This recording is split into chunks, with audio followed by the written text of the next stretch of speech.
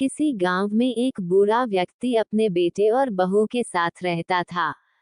परिवार सुखी संपन्न था, किसी तरह की कोई परेशानी नहीं थी। बूढ़ा बाप जो किसी समय अच्छा खासा नौजवान था, आज बुढ़ापे से हार गया था। चलते समय लड़खड़ाता था, अब तो लाठी की जरूरत पड़ने लगी थी। चेहरा झुर्रियों से भर चुका था, बस अपना जीवन किसी तरह व्यतीत कर रहा था। घर में एक चीज अच्छी थी कि शाम को खाना खाते समय पूरा परिवार एक साथ टेबल पर बैठकर खाना खाता था। एक दिन ऐसे ही शाम को सारे लोग खाना खाने बैठे थे।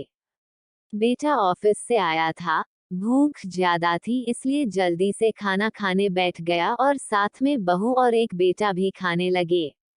बूढ़े हाथ जैसे ही थाली उठाने को हुए, थाली हाथ से छिटक गई और थोड़ी दाल टेबल पे गिर गई।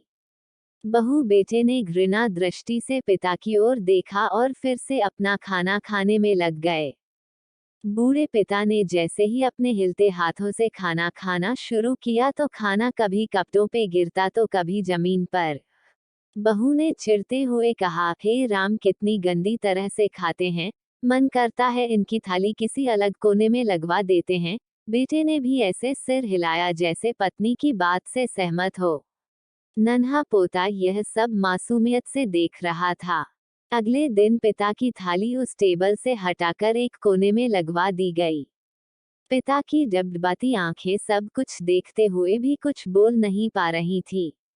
बूढ़ा पिता रोज की तरह खाना खाने लगा, खाना कभी इधर गिरता कभी उधर।